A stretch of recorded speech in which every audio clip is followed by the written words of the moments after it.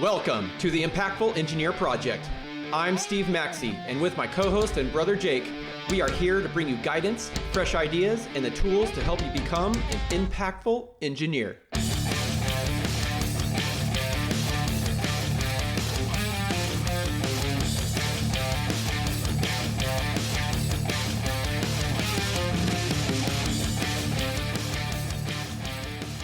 Can we start an episode with just talking? And for 30 seconds or something, we're ending we start a talk and end it, and then you say, welcome to the Impactful. Can we do that? I think it'd be cool. We're talking right now. And the music's going down, and then all of a sudden we're just talking about something. That'd be cool. Yeah, I'll put this in there.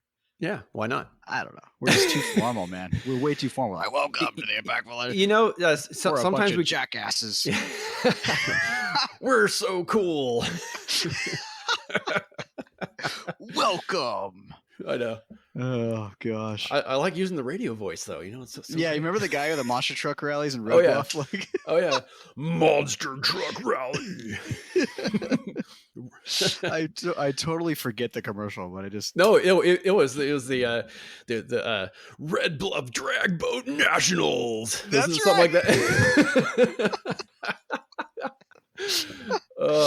I'm using it. Cool. Yeah. It's going to make the episode so much better, man. Oh, I promise. Yeah. Well, it depends. If they actually like it, they'll let us know and share the show. Nobody likes this show. Yeah, of course they do. We do this for us, bro. No, that's completely wrong, but kind of right. Hey, we do want a great result, and we will care if it doesn't absolutely happen. Yeah. That would be sad. Whoa, sad face. Okay. All right. So yes, okay. Welcome to the show. The Impactful Engineer. Our mission is to make you better. That's our intro. I'm Steve Maxey, and I am a mechanical engineering manager in product development. And Jake over here is a professional, right? PE, professional engineer for an MEP firm. There we go.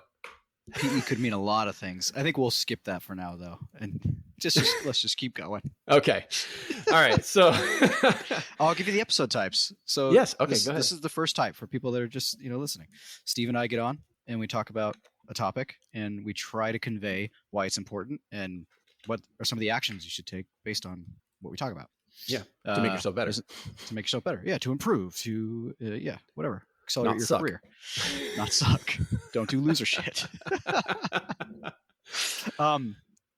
We'll come on, by ourselves. We'll hit something really quick that we're really passionate about. We just couldn't wait to, get it hashed out together. And so we just want to throw it together. And then sometimes we'll bring a guest on, someone who's got something really good to say, share it with you guys, and hopefully take something good from it.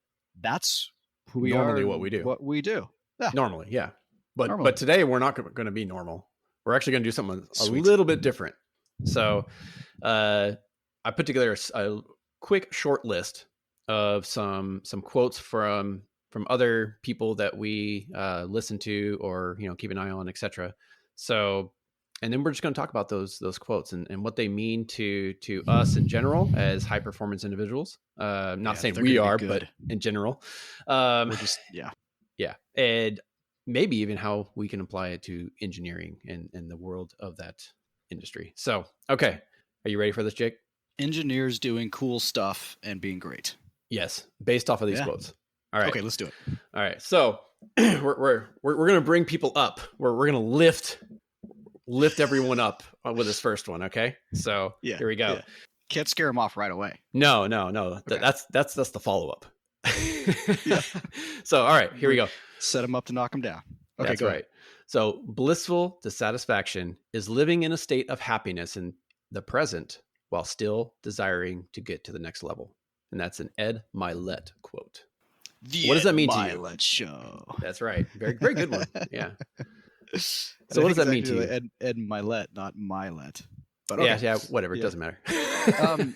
I love this quote because it just gives you that frame that it's okay, and you get to want more, desire more, and use that to drive yourself forward, do better, achieve things, help people, all of that good stuff, and want to keep on increasing your skill and doing more.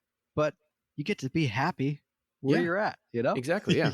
You get to have some fun, and invite bliss into your life, even as you have a little bit of dissatisfaction, which is driving you towards where you want to go. Yes. I love it. Yeah.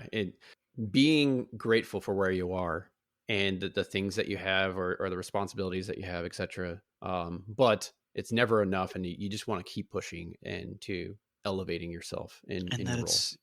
And that's okay. Yeah. It's okay to be dissatisfied. You don't got to calm down. But don't be resentful of where you are. That's right. Be happy where you are. Be blissful where you are. Yeah. That's really the importance of the quote. Yes. Is that you can be dissatisfied with where you are and want more, but don't ever be resentful or ungrateful. Mm-hmm. Right. Yeah. Because I use that a lot.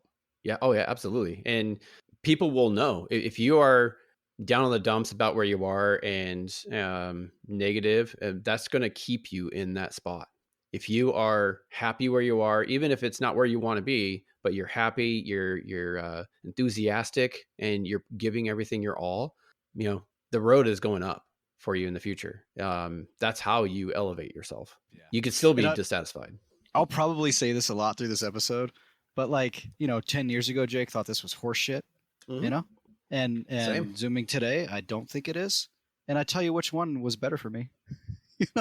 So if you don't believe it at all, you're like, oh, what are these guys talking about? Just try it sometime. Yeah. And do it blindly, without expectation, and you'll see it really does help your mindset. Do it for a week, do it for a month, do it for a year. Just and you actually get more done. You actually accomplish more things because you're freer in the moment. Yeah. It all ties together. Absolutely. All right. You ready to bring them down? Bring them down. All right. Here we go. So if you want to feel better, blame others. If you want to get better, blame yourself. And that is Alex Hormozi. This is my favorite in the whole world, dude. I used to be so annoyingly aggressive and just fucking in your face about this mindset. I've had this mindset my entire life. I'm going to stop myself there. There you go. My entire life I'm so excited about this one, so all the cussing comes out. But I've had this for my entire life, and I never knew what it meant, and I didn't know how to control it, and I didn't know how to do it without just pissing everybody else off around me. And then started listening to this guy, and he kind of framed it, and I was like, oh man, I love that frame. So now I'm able to more kind of use it for what it is to my advantage and decrease the disadvantages of it. So yeah, I love this one. It's the thing I say all the time is look at the world as it is, and then do the things it takes to work within that. So basically, look at the world as it is and not what it ought to be. Yeah. Work towards what ought to be, but accept what is, so that you can get to what ought to be faster. And instead of just going, man, this sucks and it should be different and I hate this and I'm just going to spend all my day just being crumbled by other people and I hate what's going on and I can't fit it. Yeah. Like that just doesn't serve me. And so the blaming others makes you feel really good in the moment. This is why we're in this position. It's because of this person. And this is why I can't get my raise. And this is why I can't move up. Or I faced all this person adversity or this rule. Blah, blah, blah. Yeah. Hey, my fellow impactful engineers. If there's one thing that you could do to help out this community, it's to keep listening to the podcast, but also if you found value in it, to share it with one person, give us a 5-star review, or even leave a text review. It'll only take a few seconds of your time. Find that person that you think could enjoy some of this or learn from it, and pass on the good word. Now back to the show. Whatever it is, right? Whatever it is. And if you just turn it right around and go, you know what? I want to get better. So where does that start? With yourself. Yeah. You just forget everything else. Exactly. It is the easier path, right? To blame others. And you'll see most people do that. And it's very easy to identify, right? Because they're always saying, oh, this person put me in this position, or I grew up poor, or I grew up in blah, blah, blah, whatever scenario, it doesn't matter. And they feel good about being the victim, but they're not saying, okay, how can I be better in this situation? What are the things that I can do to get myself out of this situation or get around these adversities or, excel in what I want to do. And it is so easy to identify that. Yeah, and this is gonna just ruffle feathers, but you know how you can identify within yourself if you're leaning towards this mentality is when somebody says something like that, because you can get pretty nasty with this. You can go pretty far with this. Oh yeah, ruffle some feathers, man, and boil some blood, dude. But how you can tell that you might want to consider working on it is when your immediate response is, but you don't know this certain situation. You don't know this, and you're just broad brushstroking everyone's feelings and all the context and all the reasons they have for being in the position they are. You're just saying that's not valid. No, that's not what we're saying. Yeah. I'm saying it doesn't serve you and it doesn't help you get better. Yeah. Or another way, like in the professional world, is like, oh, no one told me that. Or, yuck. Yuck.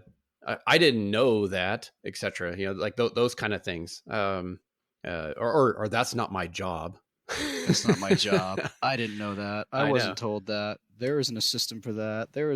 Okay, that's great. Yeah. That's great. How are you going to fix it? And guys, it's a lot of time it's true. Yeah. Mm-hmm.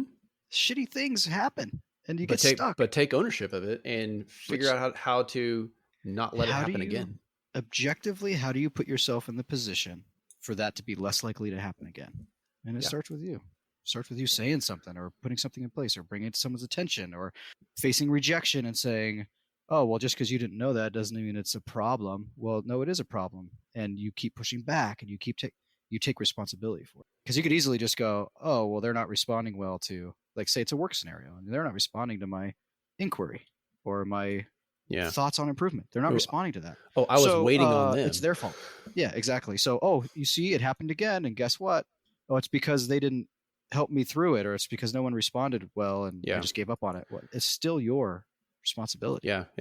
I think the one that I see the most is, well, I was waiting on so-and-so to do X.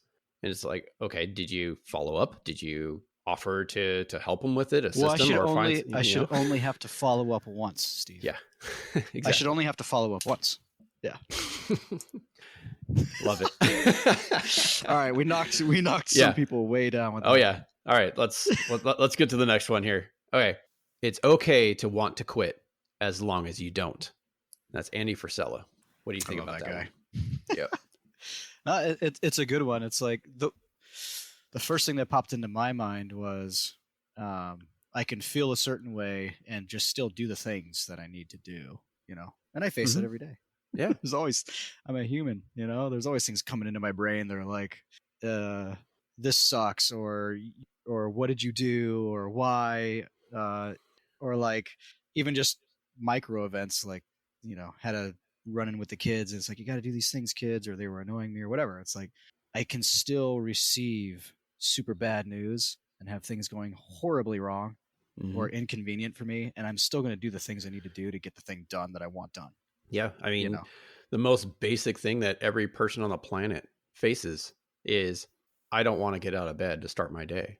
I want to sleep in, right? I want to quit and just keep sleeping. But then what do? Well, I have all the shit I got to do. So I get up and I get ready. Yeah. I mean, that's like the most basic example that I can think of. But yeah. And then in like a business context, it's like your business, you won't fail unless you quit. Yeah. The day that you quit is when you are ultimately done. Yeah. And not just like, oh, I quit one thing and I'm going to do this other thing because it's a better opportunity or whatever. Like, that's running strategy. That's making hard decisions. That's not quitting. But if you just give up completely and abandon, then it's the only way to fail. Mm-hmm. So it's an easy one, but I really like that one. It just boils down to doing the shit that you don't want to, but you're going to do it anyways because you want to be successful. Yeah, that's where I use it mostly. Yep, absolutely. Pretty much every day. Absolutely. Especially when you have kids, right? Hey, this is annoying and you should stop. You don't have time for this. And then that happens all the time. It's like, well, yeah, okay, cool. But I'm still going to do this. Okay. Yeah, I do that all the time. Yeah.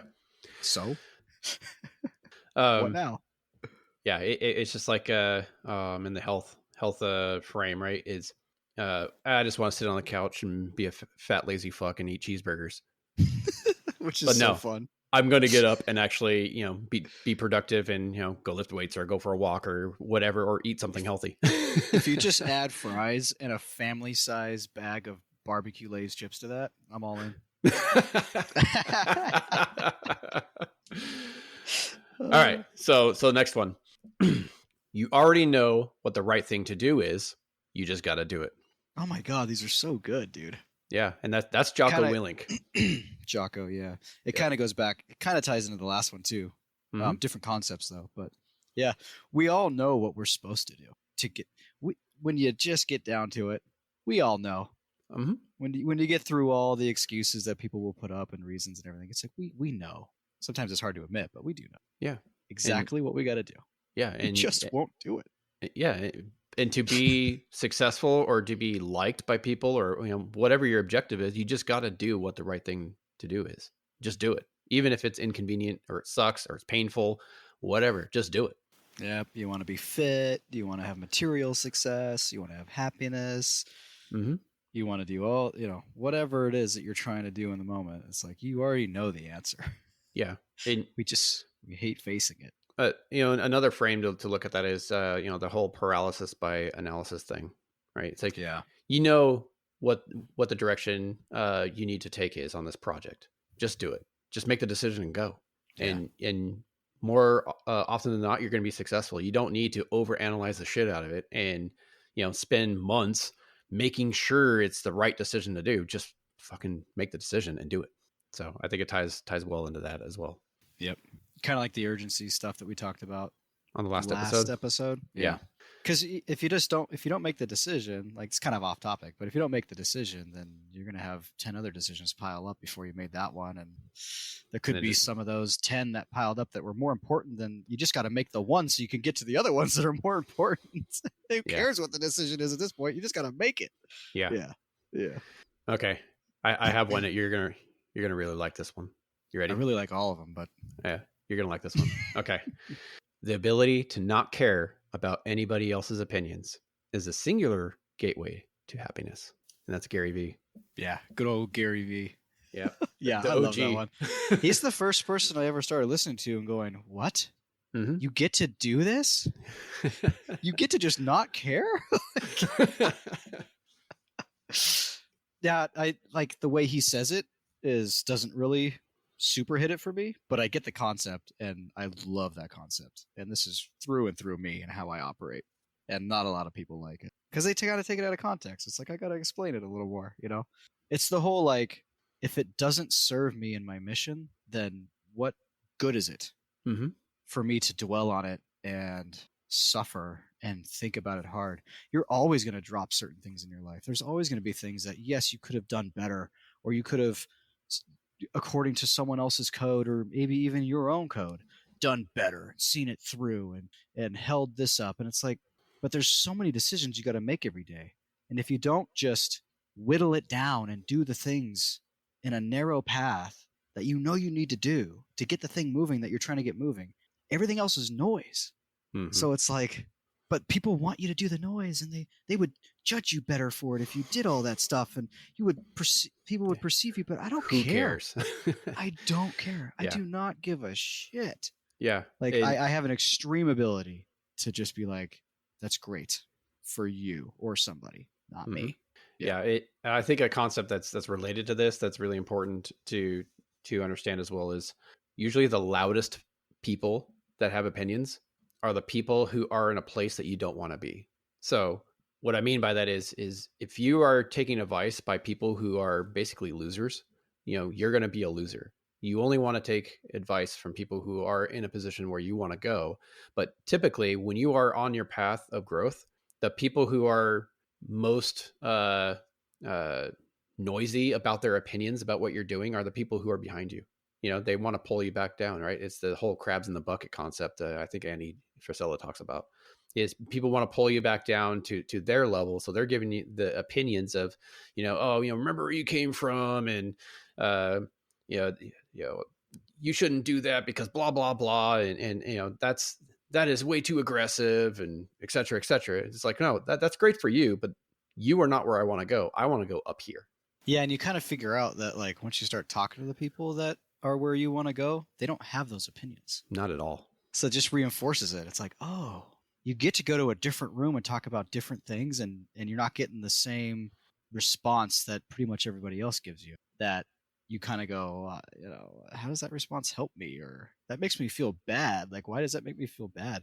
It's because there's something there that you disagree with, and it's in your way from getting where you want to go. That's why it feels bad, or like you go, what? Or it doesn't feel good, because it's like, I don't know. That's just my experience from it. Getting into different rooms and saying the same message can be responded to completely different depending on what room you're in and who's in it. And it's like, duh, Jake, that's obvious. But like, you get to apply, you get to do that. You don't have to accept the room that you're in. Yeah. You get to go, this room sucks. Yeah. Open a different door. Go to the other room. Yeah. Yeah. And if you do it in Jake fashion, just go through the wall. So yeah, I like to use the door. Jake just goes through the wall. Yeah. All right. So we'll have a bonus one, and you kind of already hit on it a little bit. We have another Alex Hormozi quote. And the world is uncaring. You meet the demands of the world, not the other way around. Absolutely. If you want to get shit done, that's what you do. Yeah.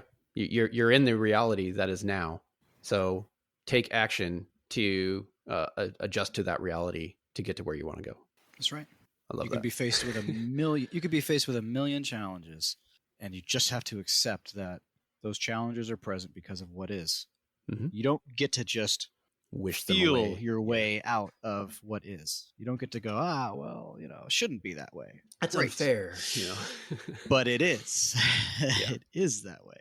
Or you have a perception that's wrong. I mean, figure that out too. But once you get down to it, knowing what is gives you perfect ammo to work with where you want to go. Yeah. And work within the framework. If your situation is unfair, then make it fair. Like, take action to make a change in that environment. Figure out how to make it fair. That's right. Mm-hmm. It's not like it's that simple. It's just the mindset. And some people do have to work harder than others to get the same thing. Yeah. I'm not saying they don't, but yeah. I've been listening to a little bit too much Alex Hormozi. maybe I got to detox, man. Yeah, detox a little bit and then come back to it. I'm becoming this desensitized robot. But I don't want to dilute the message either. I mean, I have feelings both ways on that, but he's right. Like, when you get down to it, it's just really, yeah. So what? Like, you could insert complaint or unfairness here. Okay, now what? Now what do we do? Like, what does that mean? How does that help us? Yeah. And I understand it. You use the unfairness, right? The adversity that you're faced. Use that as fuel to overcome it. Right. Use your feelings of like, well, fuck, why am I in this situation? Or why are these things, roadblocking me from me obtaining what I'm after, and use that as fuel to get around it. Mm-hmm. It's a powerful fuel. I think we're going to have to do that, Steve. Absolutely. I think we're going to have to do that with a lot of shit. Yeah. Everyone does. I mean, literally everyone on the planet has scenarios and adversities that they are faced with that they have to overcome. You can be a rich person and have adversities. You can be a poor person and have adversities. It doesn't matter. Well, it's like, take this podcast, for example. Mm-hmm. We still don't have a ton of listenership, but we're growing. Yeah. Absolutely. In the beginning, it was not like, who the hell cares what we have to say? You know what I mean? So we could have analyzed and thought about it, how unfair it is. And never started.